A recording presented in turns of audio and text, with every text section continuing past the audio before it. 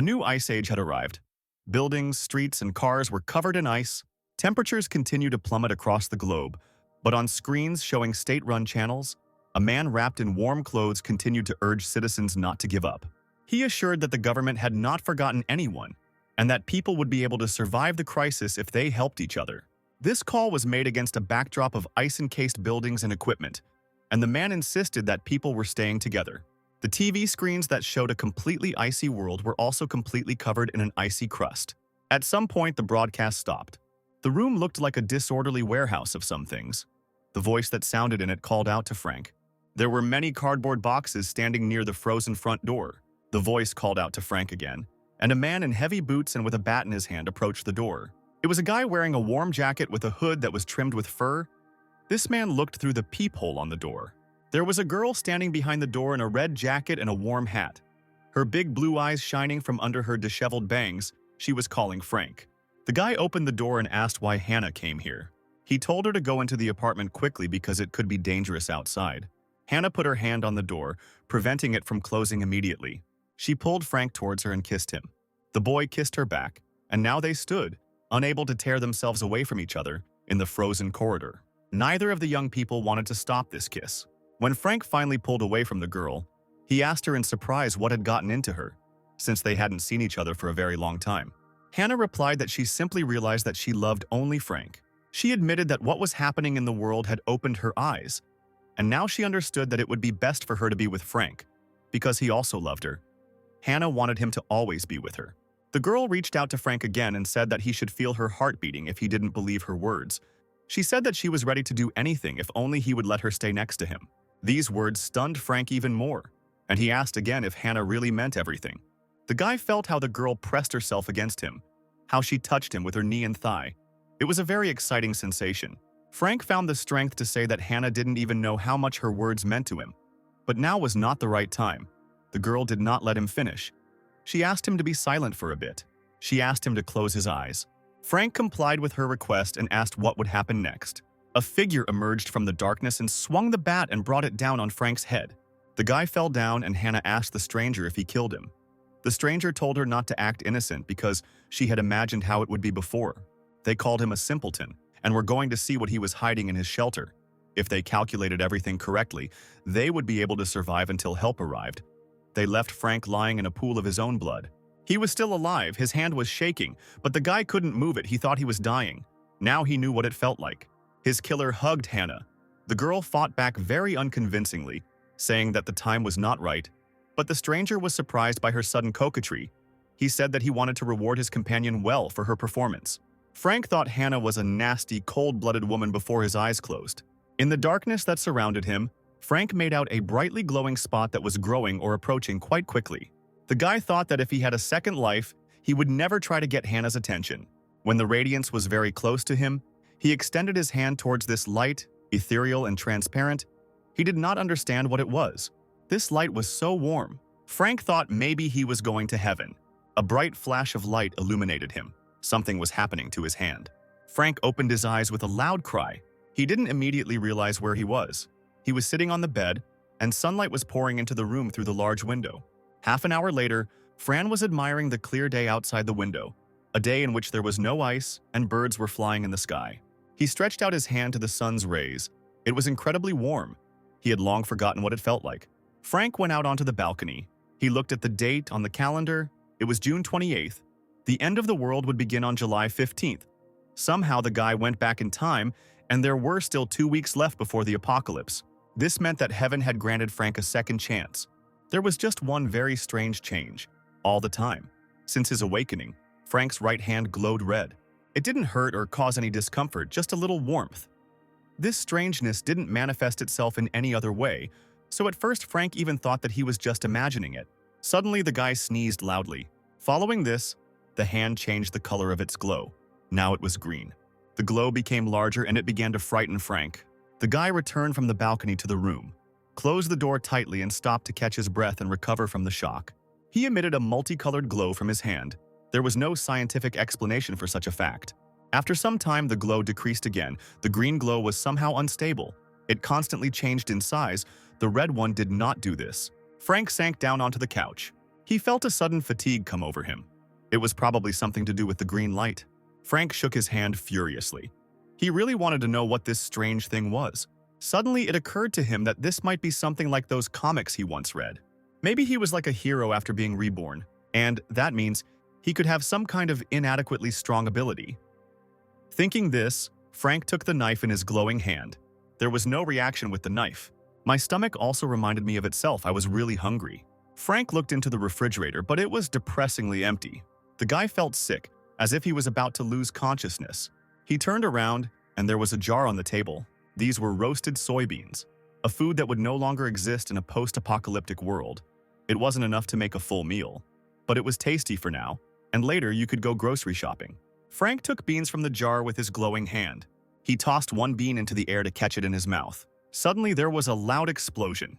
When the smoke cleared, Frank realized that the bean had gone from being roasted to a whole stalk. The guy managed to bite off part of this stem, and it was not tasty at all. Frank looked at the plant in his hand in amazement, wondering where the edible beans had gone. The fatigue that tormented him also disappeared somewhere. Could the green glow have something to do with this plant? Frank wondered. There were also ripe pods on the stem, and Frank picked one of them. The boy opened the pod and found whole beans inside. Frank was surprised and delighted by this find. It turns out that he did have a superpower after all. It turned out to be amazing. Frank would like to find out more about it. But now he had more important things to do. He needed to stock up on food. The apocalypse was already very close. It was warm outside. The leaves on the trees were green, and the birds were singing. There were a lot of people. Streams of people were going in different directions. You could see bright outfits and balloons. Frank walked down the street and thought about what had happened to him. He wanted to restore the order of strange events with the glow.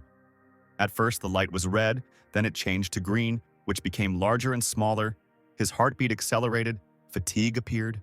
Frank touched the soybeans with his glowing hand, and they turned into a full-fledged plant. Frank wanted to understand what kind of ability he had been given. First, the guy saw two female legs in open sandals, and then he heard a familiar voice call out his name. Hannah stood in front of him, asking if he had decided to go shopping too. The girl's face was flushed with embarrassment. She said that it was a coincidence. Perhaps it was fate. Frank was shocked to see Hannah next to him now. Hannah was the girl he had been dreaming about day and night for 3 years now. He did everything to make her happy. Frank knew full well that he was just a backup option for Hannah. He never even imagined that this girl could kill him. Frank forced himself to calm down. Now was not the time for revenge. First, it was necessary to prepare for the end of the world. Suddenly, he realized that Hannah had already called out to him several times, and now she was saying that he was frozen while she was talking to him. Frank said that the girl was so beautiful today that he was completely speechless. Hannah laughed and asked when he became such a romantic. The girl said that since they had met so well, maybe they should go shopping together.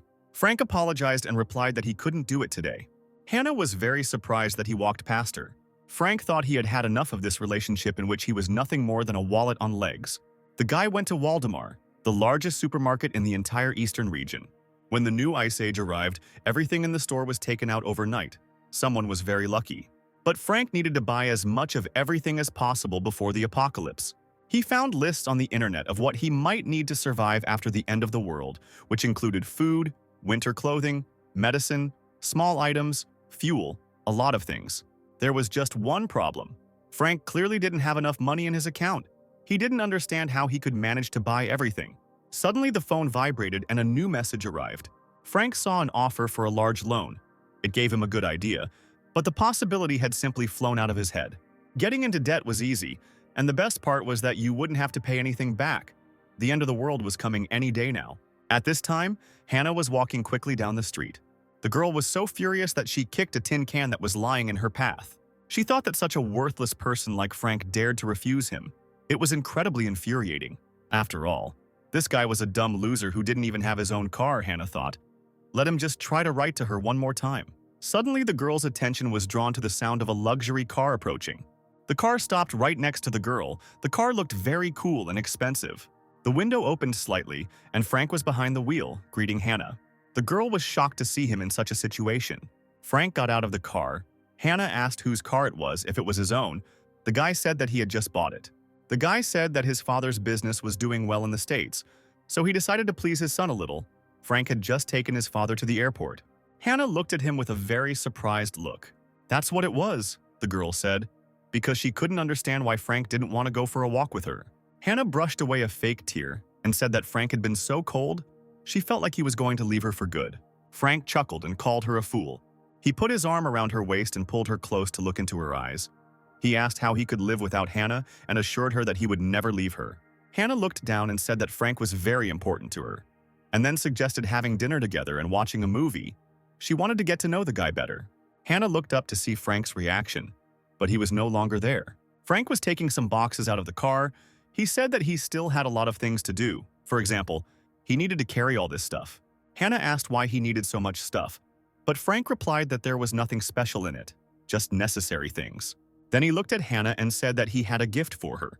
The girl smiled and replied that she would be waiting for this gift with impatience, but now she had to go home. Frank wished her good luck. Hannah thought the reconciliation had gone incredibly smoothly and easily. Frank thought it would be better if the girl did not suspect the existence of his warehouse. This warehouse was the key to his survival, the rope that would hold him over the abyss. And when the end of the world came, Hannah would get what she deserved. They both would, especially the guy who killed Frank in his past life. The guy spent quite a lot of time moving supplies from the car to the apartment. With some glee, he felt that he was even awaiting this apocalypse. On July 15th, when it all started, there was a snowstorm and the temperature dropped to minus 20 degrees Celsius. Over the next month, temperatures will continue to drop to minus 70 degrees Celsius. Snow and ice will take over the world, and it will be impossible to go outside. Frank prepared diligently. There had to be more food. Canned goods were the best solution. The guy carefully sealed the boxes so that the neighbors would not suspect anything. Frank spent the entire day moving boxes, and he could only carry the most fragile supplies at night when no one was looking.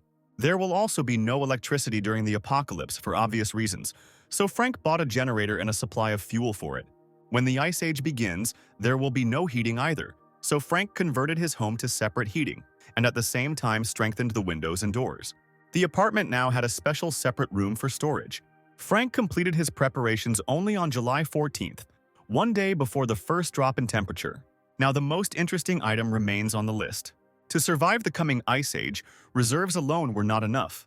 The ability to control plants was his only hope. He had grown all these beans with his ability, and now he could eat them. But the ability was somehow inconsistent. Frank could not figure out how exactly to call it. After tasting the magically grown beans, Frank found them to be quite edible. He ate half of the portion with appetite. This was great. Now Frank could create food on his own. The hardest part was figuring out how to do it. So far, Frank has only tried his superpower on beans. He opened the refrigerator and, looking at the abundance on its shelves, wondered if this worked with other plants. He decided to conduct an experiment, which caused him to lose consciousness for a long time. Opening his eyes, he looked at the plant in his hands. Frank's head felt like it was splitting with pain. It seems that superpowers hit the brain and body very hard. Frank ate with gusto to restore his strength, and thought that at least he had managed to find out something. Before he fainted, Frank tried using the ability on different plants. Some plants did not react at all to Frank's manipulations, but others grew just like beans. The third ones exploded. After the explosion, they turned into very light coals. Frank had a whole bucket of these coals. They gave off heat that would be good for warming up. Now Frank was definitely not in danger of freezing. Frank tried again and again. He thought he needed to concentrate and focus on his breathing. The result was another plant of quite a large size. It was quite tiring and Frank felt tired. At the end of all his experiments, Frank had to admit that he had not discovered a pattern in how his power worked, but there had to be some principle there. But now Frank had at least a minimal understanding of how to activate this ability. The key to it was probably in Frank's subconscious, so the guy sat down, closed his eyes, and tried to shut out the world around him. He imagined himself in the wilderness, in the middle of nature. Fran was merging with this imaginary wild world in body and soul, and he walked barefoot on the soft grass. Forest animals and birds came to him, and they were not afraid of each other. Something happened and Frank opened his eyes, his hand glowing green again. So now he knew how to call upon the ability at any time. But eating only plants would not be enough for the human body. Now Frank was going to repeat his experiments with meat. He placed his glowing hand on a piece of meat. There was no reaction. Apparently the skill only worked on plants. Frank took a piece of meat in his hand and prayed to no one. Said that he really wanted it to work. He didn't know how he could live without meat. Still, nothing worked. Frank noticed that during meditation he felt two different energies, and he had not tried the red one yet. The guy closed his eyes and thought that the red force had to show itself in action. Frank was clutching a piece of raw meat in his hand. When his hand glowed red, something finally started to happen. It charred and deformed under his fingers, and Frank became angry. "Disgusting!" he exclaimed, and threw the resulting piece on the floor. Poking it with his finger, the guy realized that the meat had reacted to the red color. But to the touch, it seemed as if it was simply cooked. Was that all? And the red color just warmed me up? No, it was supposed to be more complicated than that, Frank thought, looking at his hand. The piece of meat was not cooked through, it seemed to be falling apart. Frank could compare it to what happened with the beans. Perhaps the green color was responsible for the evolution of the plant, and the red for its decay. Frank tried to combine the two energies. What happened caused the guy to exclaim in surprise. The amount of meat in his hands doubled. Also, the beans have disappeared somewhere. Maybe they merged with the meat. Frank carefully examined the resulting meat. It looked, felt, and smelled almost like the real thing. Even better than the real thing. Now it was worth trying one more time. All subsequent attempts were frankly unsuccessful. Frank, in irritation, hit the floor with his fists. Nothing worked for him. The principle of operation of superpowers, as well as their combination, still needed to be understood. Looking back on all the food experiments I've done today, it's been a productive day. If Frank could fully grasp the power that had been given to him, then after the end of the world, he would find himself on top of the world, like a real superhero. These thoughts brought pleasure. Suddenly, another important thought occurred to the guy. Food alone would clearly not be enough for him to survive, since he had no means of self-defense. I needed to find myself a weapon before the apocalypse began. Frank raised his head and looked out the window. Snow had already started to fall from the sky. This meant that the Ice Age was beginning. Cold weather has come to the city. Within a week, the temperature would drop to -45. So Frank went outside. He needed to get himself a gun, and quickly. But he had no idea where to get one, because buying guns was prohibited, and he had no connections in the criminal world. Frank's attention was drawn to a voice boasting that he was now doing all sorts of things, with millions being turned over in each project. "You know Larry Wilson from Z-Gang Lida? He's my brother," said the guy in the tracksuit. Frank realized he knew the man. This provocative image, kitsch clothes. The guy was asking his interlocutor if he wanted to smoke. Because his brother had slipped him one thing, Frank looked at him, trying to remember the name. "Don't be shy," said the man. "I don't want to smoke alone." His name was Brother Lou. Louis Lammer, whom everyone called Brother Lou, lived in the same area as Frank, and he was always involved in some shady business. Everyone here knew about it. This guy was constantly talking about his business brothers, mentioning their plans in any conversation, even when neighbors simply offered him a cigarette. Lou didn't have an official job, but he pretended to be a significant person. He loudly discussed the amounts of deals on the phone, and all the neighbors turned to look at him. Frank thought that perhaps this man might have the right connections. Frank approached Louis with exaggerated joy and said hello, saying that they hadn't seen each other for a long time. Louis didn't immediately recognize Frank, but the guy wasn't going to give up. He introduced himself by name, reminded that they had met a long time ago. Liu said that lately he had too many things to do to remember everyone. Liu asked what Frank wanted from him. The guy thought about how to explain what exactly he needed. Very carefully, Frank laid out the essence of his problem to Louis. Frank's request caused a violent reaction from Liu. "Why do you need it?" he shouted. Frank was confused by this question. Liu said straight out that he wasn't involved in any illegal activities, and the weapons were a serious matter. He had connections, of course, but he advised Frank not to get involved in such stories. Frank hastened to assure that Brother Lou had misunderstood him. Frank explained that he was in a situation where he needed a gun for self-defense. Frank made up a story about how he was recently riding his bike to work, and a man passed him who kept spitting, and the spit hit Frank in the face. Frank asked him why he did it, and instead of answering, he spat again. Frank rushed at the man with his fists and beat him. The man left, but threatened that Frank would regret it. The next day, his friends ambushed Frank near work and 5 of them attacked him, beating him up badly. Frank had suffered a terrible humiliation, so now he needed a weapon. The story made an impression on Louis. He completely agreed with Frank, because behaving like the man he invented was unacceptable in human society. Frank thought that Brother Lou had misunderstood him. Louis put his hand on Frank's shoulder and said that he didn't need to explain anymore. He promised that everything would be done in the best possible way. He would call his boss right now. Frank thanked him. After some hesitation, Brother Lou suggested taking the bus because his car was being repaired. Frank told him not to worry because he had a car too. The car amazed Louis. He didn't expect Frank to live so well. He asked how much such a car cost. Louis sat in the front seat and took photos on his phone while giving Frank directions. He posted the photos on his social media account and wrote that it was his new SUV. They drove up to some casino, near the porch of which people had lit a fire, and, sitting around it, complained about the weather, which had become absolutely terrible so quickly, because only yesterday evening it had been summer. These people noticed Frank's car pulling up and wondered who it could be. They identified Louis, asked him why he had come, and he said he wanted to meet Harry's boss because he had business with him. Lou's friends assessed his new car and wanted to know how much it cost. Lou bragged in response. Frank watched this scene. It was so impudent of Lou because he did not pay any attention to the fact that the real owner of the car was standing next to him. Finally, the guests were ushered inside. The boss turned to Lou, calling him a chatterbox, and asked why he had come at such a time. Louis first asked for a cigarette, but his boss cut him off abruptly, demanding that he state the essence of the matter because he did not have much time. Lou pointed at Frank, said that this was his little brother who wanted to buy something, that he needed a gun. Frank looked at Harry, and it was very unsettling to feel the attentive gaze of such a man returning his gaze. All he hoped, Harry said, was that Lou had brought something interesting. He ordered his assistant to bring the pistol for sale and named the price. Frank threw up his hands and objected that he needed something bigger and longer. The guy also said that this weapon should have had a sight. Harry looked at Frank with a different expression and called him a kid. Frank held that gaze.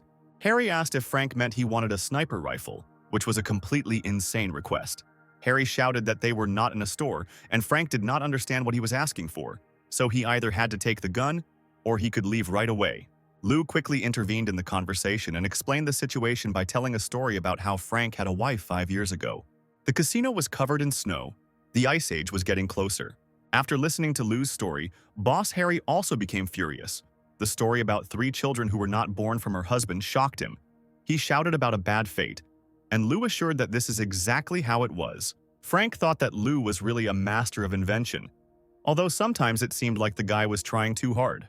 Harry said that he would deliver a sniper rifle to Frank, but he would have to wait a few days, and the guy thanked him for his help. Harry told his henchmen to organize everything and try to find a semi-automatic, and also not to forget about the cartridges. Lou turned triumphantly to Frank. The boss handed Frank a gun and said it would be a gift. This turn of events surprised the guy. He decided to tell him one more thing. Frank said that his friend was working with the government, and there was information that due to changes in the weather there would soon be a shortage of everything, so it was worth stocking up on everything in reserve. For some time, both interlocutors looked at each other in silence. Then Harry said he understood everything. It was possible to go back to the icy street, especially since the mere sight of Louis was already irritating everyone. Brother Liu continued to talk a lot on the street. He bragged that he promised to solve everything, and that's how it all worked out. And the boss was in a good mood, probably. If Frank had asked, they would have gotten him a cannon that shoots cannonballs. Frank thanked Liu and said that he would owe him cigarettes. Louis said that he just loved helping people, but if Frank insisted, he could buy him his favorite brand. The rest made him cough. But he didn't need much, just 7 or 8 blocks. And when Lou got the money, he would take Frank to a sauna. Frank didn't listen to him. He was thinking that he had supplies, weapons would be coming soon. He would definitely hold out for some time. But now he would need to devote time to his ability. If he could solve the food issue, then the chances of survival would become incredibly high. Lost in thought, Frank slipped and fell onto the sidewalk. Lou walked up to him and asked how he was. Frank's leg was hurting a lot. Frank realized that he thought he had broken his leg, so he asked Louis to take him to the hospital. Lou replied that he didn't have a license, and you can't drive without a license. He told Frank not to be afraid, helped him stand up and lean on his shoulder to walk him to the hospital. Looking at the growing snowstorm, Frank asked to simply call a taxi, which he would pay for himself. The city was becoming increasingly covered in snow. At the hospital, the girl was sitting at the reception desk.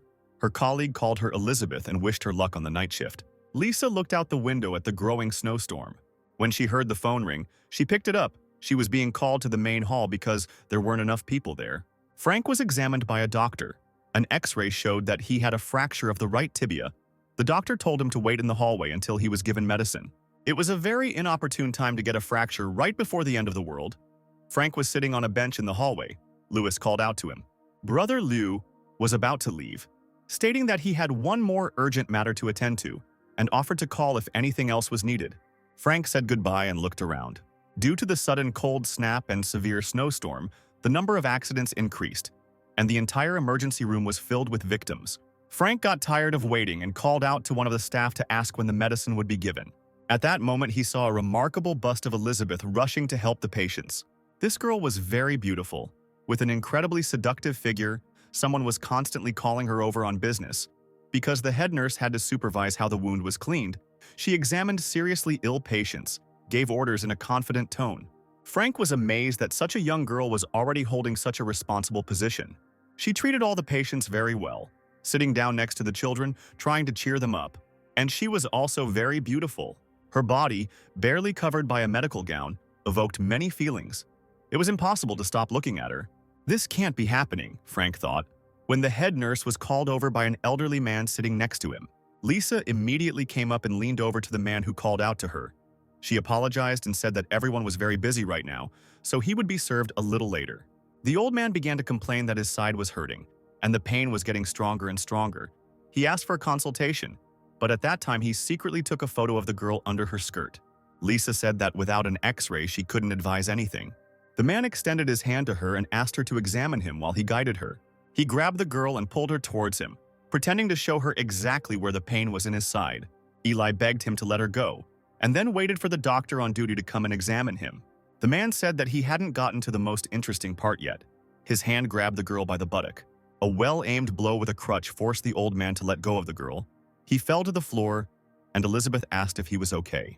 Frank, who knocked the man down, apologized, saying that it was his first time using crutches and he had not yet learned how. The guy reached for the old man's phone and asked sympathetically if it was broken, but the man shouted at him not to touch it. Frank looked at the phone anyway, even though the owner was yelling at him to give it back quickly. The guy looked angrily at the man. "Uncle, you are so brave to dare to pester nurses in the hospital and take pictures of them," Frank said, and then told the man to get out as quickly as possible if he didn't want the security to throw him out. Frank said that he couldn't return the phone, but if he saw the man doing this again, he would expose him and leak the data to the internet. The old man looked at him angrily. He started running towards the exit, even though Elizabeth called out to him. The nurse looked after the man and asked how he ran away so quickly if his side hurt. Frank couldn't believe his eyes. This girl was incredibly naive. Frank showed her the picture on his phone and said that this pervert took a picture of her under her skirt. She gasped, surprised that she didn't realize it right away. Frank handed her the phone because it was up to her to decide whether to delete the photo or go to the police with it. The guy advised Lisa to be careful because there are a lot of perverts in the modern world. The girl was embarrassed, thanked Frank, and asked about his injured leg. She sat down next to him on the floor and placed the boy's leg on her lap to examine and bandage it. Lisa said it didn't hurt that much. Frank agreed and thanked her. The nurse countered that she should be the one thanking him and that she would no longer let bad guys get away with it. Frank advised her to be more careful in the future.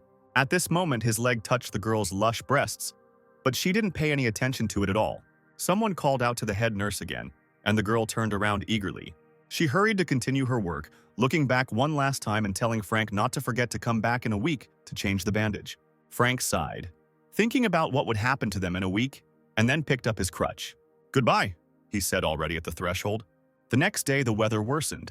An emergency message was announced on television. Heavy snowfalls and a sharp cold snap were expected in all regions of the country within 24 hours. According to foreign news, sharp temperature changes were observed all over the world.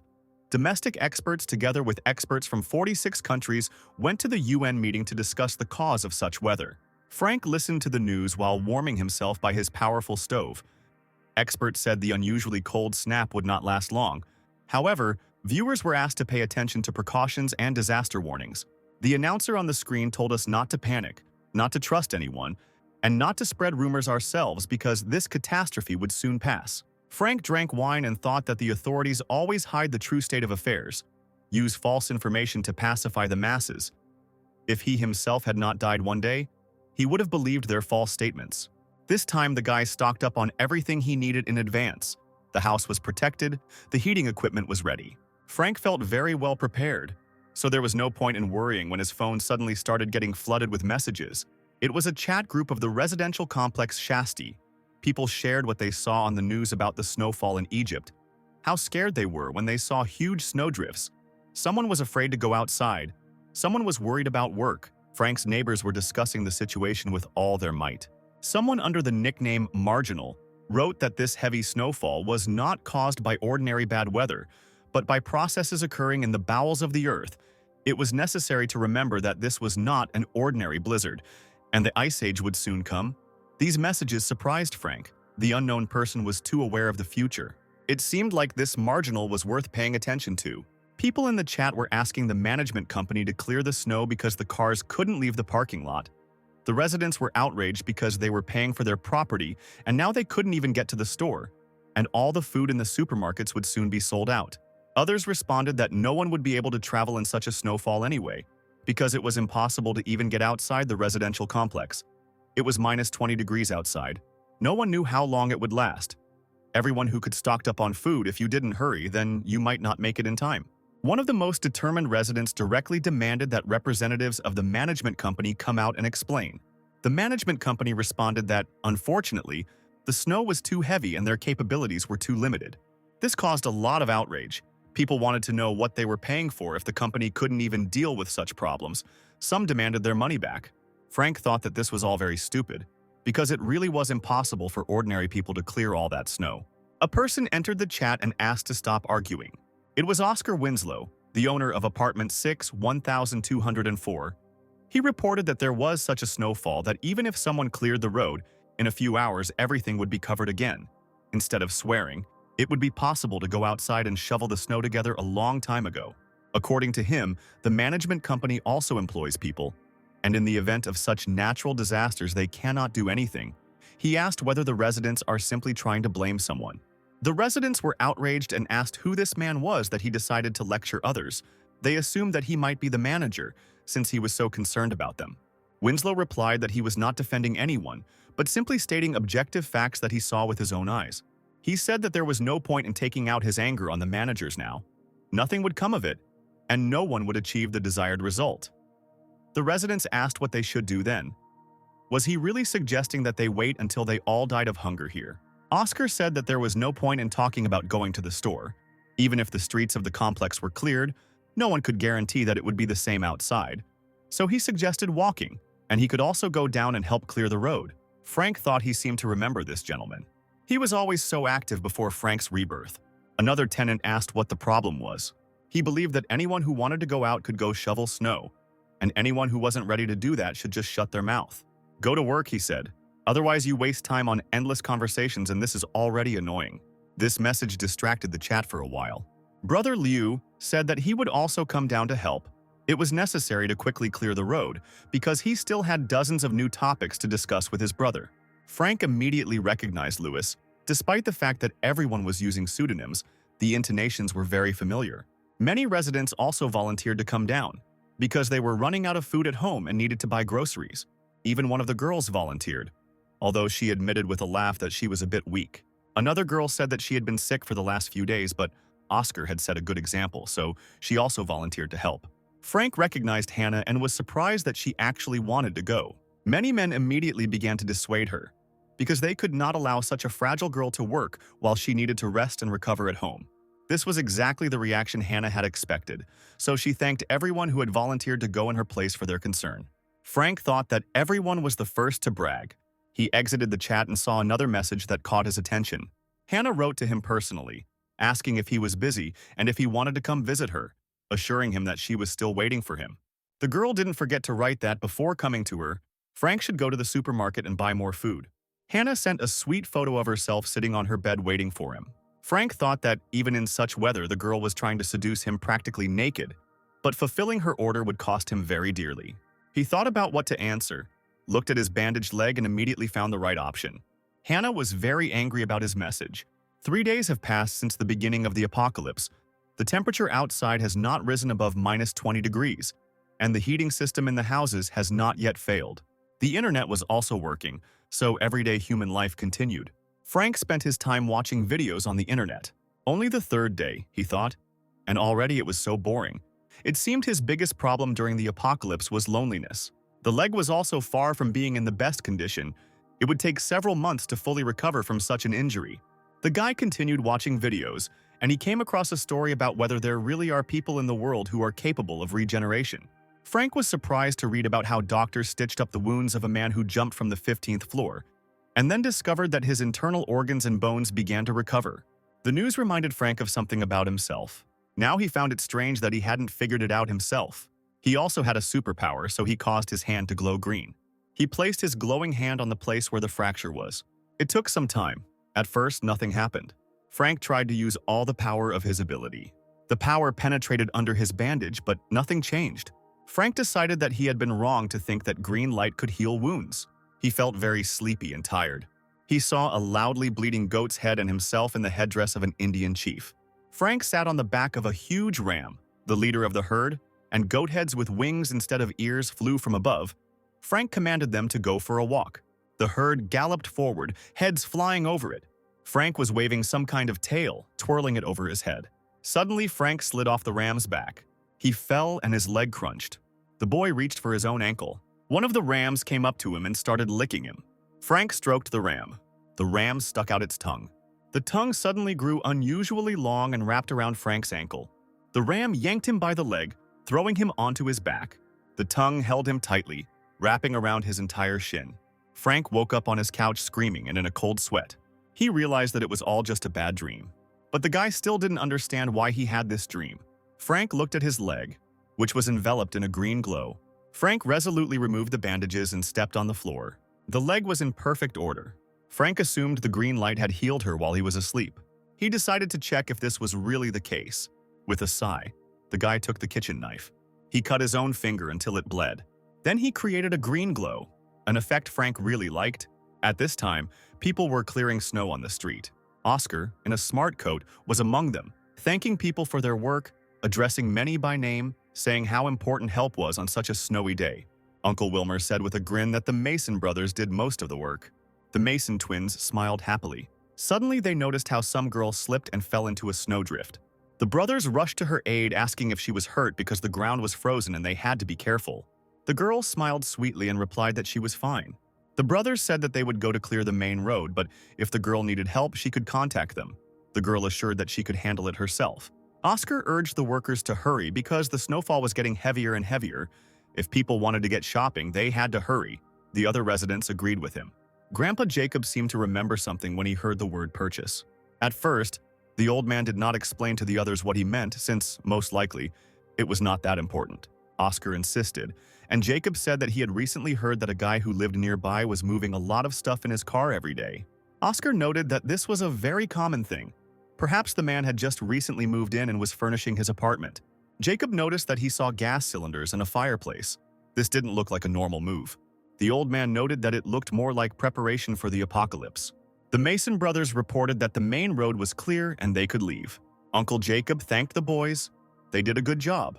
Another man approached the brothers and asked what they were whispering about. Preparation for the apocalypse sounded interesting. A snowball hit this man's head. The girl who started it told Raphael to stop being lazy and get to work. The man turned to her and, pointing at her with his hand, asked why she thought he was lazy, since he did all the work, and she should have looked at herself.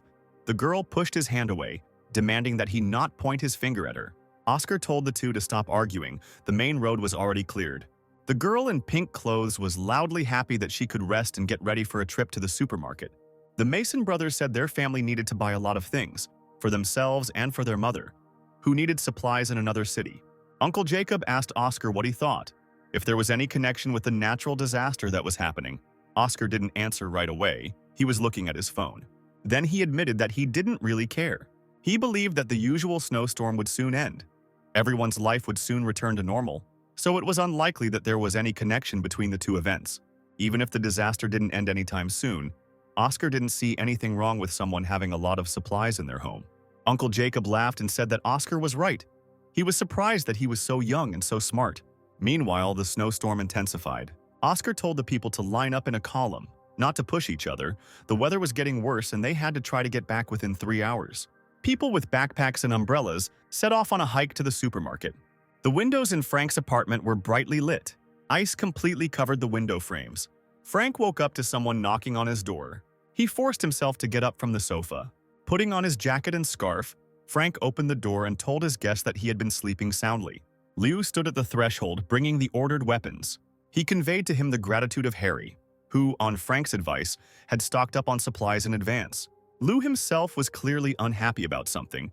Frank asked him what was the matter. Liu said they cleared the road today to go to the store in the East District. But it was empty overnight. Frank was surprised that it was true.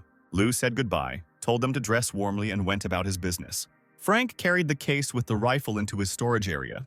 He thought about what Lou had told him. Could someone really have emptied the supermarket overnight? In the comics and novels Frank had read before, only people with superpowers could do this, sucking everything into space. The guy thought about the fact that such characters could also exist. It was alarming. It was necessary to study one's own abilities more carefully so that when meeting other people endowed with power, one could take some measures. At this point, Frank knew that his ability could react with various products. Frank took one bean from the plate. The guy thought that the chances of success were small. With soybeans it was only 1 in 10, and with meat even less. Frank looked at his hand, which was glowing green, and tried to understand why this was happening. There was another green explosion in his hand. When the smoke cleared, Frank had only coal in his palm. The success rate was indeed negligible. Today the guy had to sort everything out. Frank looked at his watch. It was 10:45. He held a large plant stem in his hand. There was a whole mountain of consequences of his unsuccessful experiments piled up nearby. But now the guy thought that he finally understood what was what. It turned out that the energy of green light is not constant when used. All products had different energy values. When everything goes wrong, the experiment fails. The scale he drew in his mind looked familiar. She reminded him of that musical group that was popular 10 years ago. Frank suggested that a certain amount of energy is comparable to the direction of motion. The energy values introduced per second must be correct to reach the peak. Frank was glad that he had found some kind of system in everything. Now it's time to experiment with meat. With him it was different. If something went wrong, it just turned into some nasty black liquid. Yet Frank assumed that the principle of operation should be similar. First, he had to determine the amount of energy needed. The first test sample turned into a black liquid, splattering Frank's face and hands, and it looked like it would take much longer than the plant food. The next time was also completely unsuccessful.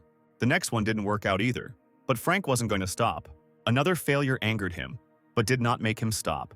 Covered in black, Frank cursed. This was all too complicated. The stove and the entire kitchen were flooded with this liquid. Frank sat tiredly on a stool in the middle of this mess. He tried to circulate green and red energies alternately. He focused on the process. This time, everything worked out. Frank himself was surprised at what he came up with. Exhausted, the guy collapsed from the stool to the floor. Now he could breathe out. A way to synthesize meat was found, but there was no strength left. The news announced that July 18th marked the 4th day of the snow disaster, and the entire country was experiencing this event with horror. Frank lay on the couch and listened to the announcer explain how the government was trying to make life easier for people, and how all regions were actively fighting the natural disaster and eliminating its consequences. Due to heavy snowfall, transport, electricity, and internet are working intermittently across the country. People were asked to be patient and wait until rescuers return everything to normal. Local authorities are also actively delivering the necessary resources to the affected areas, they said on the screen. The announcer asked people not to leave their homes without special reasons. Frank thought that everything was happening as in the past life. When the systems began to fail little by little around the 4th day, the phone beeped with the sound of another new message. Frank thought they were causing a stir in the conversation of the residents of the complex again. The guy also decided to see what was going on there. The chat of the residential complex Shasti was noisy again. People watched the news. Some trusted and waited for salvation. Others argued about how best to survive. Uncle Jacob asked if anyone really believed what they saw on the news. The old man said that if the situation were under the government's control, as the news claims, rescuers would have arrived here long ago. So far, no one has seen a single truck with humanitarian aid. On the contrary, Jacob heard from friends that many armored vehicles, tanks, and other heavy weapons were seen heading towards the city. This could mean that even a war could start. People in the chat were scared by these words. It sounded very plausible. It seemed that all people were doomed. Frank thought about the war. He had heard something similar before his rebirth. Oscar wrote that if everything was really as Uncle Jacob said, then everyone needed to take steps to save themselves as soon as possible. He wrote that some people had already run out of food because they had not stocked up on enough in advance, and it was also unknown when rescuers would arrive with food. So everyone, first of all, needed to help those who were experiencing difficulties. He suggested that residents with enough food donate some to those in need. He himself was going to give half of his food and offered to come to him at any time. People began to discuss Oscar's words and the proposal he had received. Someone decided that these were the right words and everyone should help each other to survive this crisis. They could not let others go hungry in such cold. Raphael asked Hannah if she could donate something. The girl decided that Raphael had gone crazy. For some reason, he asked only her if it was because she had once refused to go on a date with him. Hannah sadly replied in the chat that she had very little food. There were those who stood up for her, said that she had no supplies anyway. The rest of the neighbors were going to unite because no one wanted to sacrifice if there was no unity. No one wanted to end up in the minus. Hannah and Raphael felt the attention of everyone. Residents took turns stating which of them could be counted on, with some offering to share warm clothing or medicine. Oscar thanked everyone on behalf of those in need. So many people volunteered that it was necessary to appoint responsible representatives from among the residents. They have created a kind of temporary emergency committee that will be responsible for coordination and support. Frank thought that it was all exactly like before the reincarnation, and believed that it was just a way to deceive those who donated food. On July 19th, the 5th day of the end of the world arrived, and the temperature outside dropped to minus 40 degrees. The heating system was completely turned off due to extreme weather conditions. Everyone was looking for a way to warm up. Some used clothes and many warm blankets. Some people started fires in homemade stoves like in a past life, and the situation only got worse. But Frank was still doing well. He made himself a cocktail and took a piece of cake from the refrigerator. The sudden sound of the telephone startled him. He received a call from an unknown number. Frank took the call. The person who called identified himself as a representative of the 8th house and said that the residents were going to start clearing the road again in 20 minutes. After cleaning, it was necessary to go to the underground parking to check in. Frank thought it was crazy to start clearing when there was already so much snow, and yet he went down to the first floor hall because he thought it was not yet time to quarrel with his neighbors. He wanted to minimize the likelihood of the secrets of his apartment being revealed. Looking out the window, Frank saw that snow had already covered almost the entire first floor. People were upset to say that only yesterday everything had been cleared properly. They had never seen so much snow in their lives, and yet they had to at least try to open the doors. The man with the shovel beckoned Frank to come over to him. You had to lean on the door to try to open it. On the count of 3, the doors swung open and a blizzard rushed into the building. There was too much snow. People covered their faces, tried to hide from the wind. The bitter cold froze them. The snow covered their eyes, so it was impossible to open them. Frank thought that going outside in such weather would sooner or later result in frostbite or even death. People said that if they went to clear it now, they would get frostbite. It was incredibly difficult to clear so much snow. Only a fool would leave the building in such weather. Suddenly, Frank heard a familiar voice saying that he was going out to clear the area. Brother Liu called everyone present a bunch of weaklings. He said that they needed to have strength and zeal. Frank wasn't at all surprised that it was him. Someone told Lewis to stop bragging. This was no joke. Everyone should wait until the snow stopped. Brother Liu had just finished smoking his cigarette. With grim determination, he moved through the snowdrift. When a wall of snow appeared in front of him, he broke through it with his body with a loud cry. The people in the hall stood and watched as he disappeared into the snowy tunnel. Suddenly, a loud cry came from there. Lewis was asking for help. Lewis was dragged into the room, coughing and blue from the cold. The door was slammed shut. Frank leaned over Lewis, who was lying on the floor, and asked how he was feeling. Frank asked someone to go to the parking lot and tag Lou there. There was no point in leaving the building until the snow stopped. Then they would need to think about what to do next. Now it was impossible to remove this snow manually. Frank came to the zone from the first floor. Oscar announced to people that there was indeed too much snow right now. It would be cleared later when the weather got better, and he was going to designate the underground parking lot as a place for donations and food distribution. Frank looked at this man. He saw him for the first time in real life and not in an online conversation. This was the man who headed the deception committee, Frank thought. Oscar once again thanked everyone for their concern. He admitted that he did not expect so many residents to be willing to donate their supplies, and this generosity helped a large number of people in need. People said that this was a normal thing. They should help each other in difficult times. Many believed that this was the only way to survive the crisis that had come. Frank thought that the disaster would not stop, and all these people would regret their decision more than once. Lewis said he was going upstairs. Frank said goodbye to him. Suddenly, Frank noticed a girl in a funny jacket. The girl was carrying heavy boxes and asked to let her through. Frank recognized her as the nurse from the hospital. "Oh," said the girl, bumping into Frank. The guy supported both her and the boxes and asked how she felt. She said thank you, and looking up, suddenly recognized Frank. Then she remembered their last meeting and asked the guy about his leg. She was surprised that the fracture healed so quickly. Frank threw up his hands and explained that he simply had good regeneration since childhood. Ordinary bruises go away in a couple of days. Elizabeth looked very surprised. Her eyes lit up and she said it was very good. Frank grabbed a stack of boxes and offered to help. The girl replied that everything was fine and the boxes were too heavy, but Frank insisted this could be considered gratitude for the bandage. The girl thanked him for his trouble, but when Frank took the boxes, it turned out that they were really very heavy. He could barely hold them. Frank asked what was in them. Elizabeth smiled and said some medicine for donation. She asked if it was too heavy since she could still carry her things herself. These words confused the guy, and he said that the boxes were very light. Lisa noted that there was no need to pretend. She was much stronger than most guys. Frank was surprised and asked if this was some kind of innate strength. Elizabeth replied that this was not so, but there were reasons. Frank looked at her sideways, puzzled. The girl became embarrassed, apologized, and said that if something suddenly happened, she herself would not be able to explain anything. Then she remembered that they still hadn't met. Frank stated his name. The girl also introduced herself and said that she was very pleased to meet him. Frank looked at her with a clouded gaze. Elizabeth asked what Frank did for a living. The guy answered that he was a slacker. For some reason, this surprised the girl, although it was unclear what was so surprising about those who do nothing. Someone else in the crowd pushed Lisa. She gasped and almost fell on Frank. Her chest pressed against the guy, embarrassing him. Lisa pulled away and asked for forgiveness, but Frank said nothing bad had happened. At that moment, Hannah came up to them. She greeted Frank, asked why he didn't tell her that he would be here too. Hannah also hurried to cuddle up to the guy. She took him by the arm and asked who was with him, if it was his girlfriend. Elizabeth took her boxes and said that she would not interfere, thanked him for his help and left. Frank watched her go as he asked Hannah why she came. The girl replied that she came for supplies and added that he hadn't written anything to her. She was even worried that something had happened to the guy. Frank smiled and said that he was going to text her, but Hannah didn't believe him and said that she didn't need to lie to him because she saw the guy talking and laughing with that girl.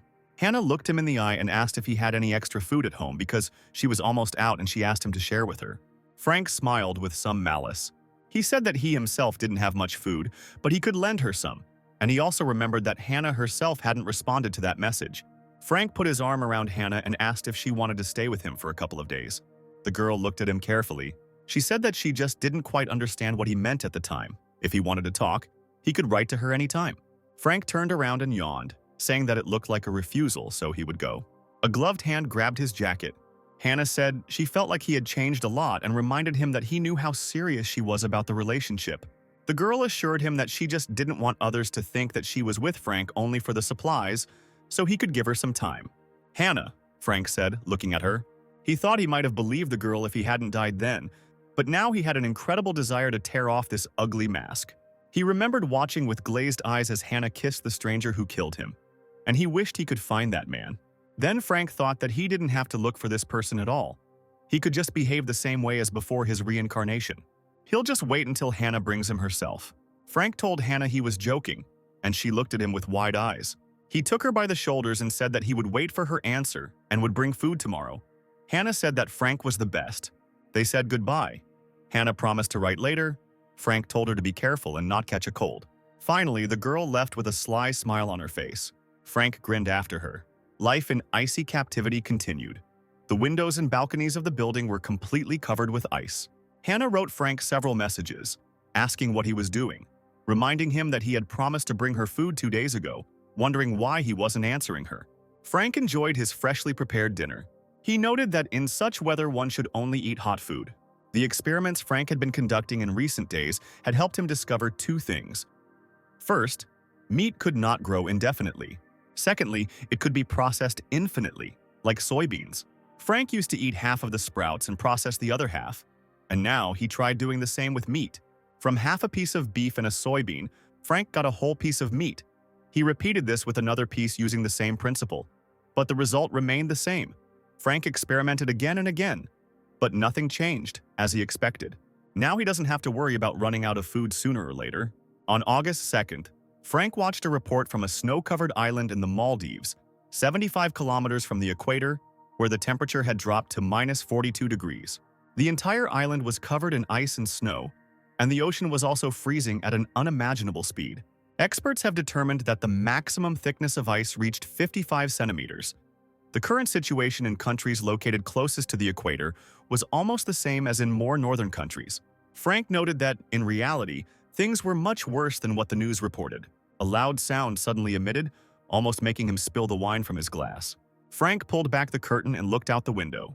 Outside the window, A column of flame blazed from the seventh explosion somewhere in the city. Frank wondered what was really happening there. Numerous helicopters circled in the snowy sky. Frank looked into the chat. His beloved neighbors were also indulging in panic. In the underground parking lot, residents exchanged various products and things. Many even took advantage of the opportunity to extort money, which caused many fights. The chat reported that the council had said those in need must now line up to receive supplies. Frank went to the parking lot of building number 6, block 2.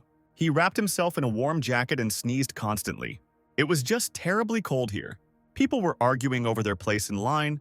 Someone was shouting that if they didn't need information, they would never have come down here. Frank recalled a violent riot occurring before his rebirth, but the exact cause of the riots was never revealed. Now the guy was going to find out the state of affairs in order to minimize the risks for himself in the future. Frank noted that there were a lot of beggars in the parking lot. People were standing at a specially created distribution point. Someone was indignant that there were so many boxes in the warehouse, but he was given some crumbs. The person distributing the food responded that everything was divided equally. One man demanded that all the supplies he had previously donated be returned to him, but he was told that, unfortunately, the donations were non-refundable. Oscar said that the disaster was in full swing, so he hoped that people would understand that when it was all over, they would get everything back in double size. But people didn't know how long the cold would last, so they wanted their food right now. Others believed Oscar and demanded that he show respect. If everything was returned later, then there was no point in trying to get more than was due now. They shouted for everyone to take their portion and leave because there were a lot of people in line. There was no need to hold them up. They called it hypocrisy that someone could donate food and now demand it back. Everyone in the committee was working hard. There was no need to disturb them. Frank knew that the donations would be impossible to return, but he thought it was simply shameful to put himself on the moral high ground and accuse people of giving more than they received. Lewis said he had never seen such shameless people. He noticed Frank and greeted him. Frank said they hadn't seen each other for a long time and asked how Lou was doing lately. Lou replied that he was doing pretty well. He complained that he was a little sick and started coughing. Frank was surprised that his friend called this a good life. Brother Lou admitted that he had been drinking only water for a long time to satisfy his hunger. Frank asked if his friend really had no food left. Lewis said he thought he'd help everyone and donated most of it to the committee. But in the end, there was no food left, and the blizzard wasn't going away. Lou noticed that the committee's supplies were not enough to last for a long time. If he had known in advance that this would happen, he would have kept more for himself.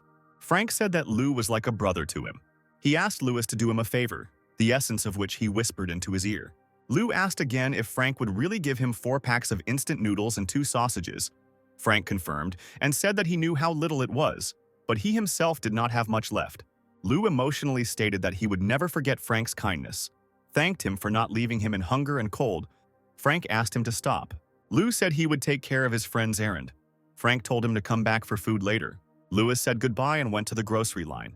Frank thought the assignment had only cost him a few packs of instant noodles and a couple of sausages, but now he wouldn't have to get the information himself.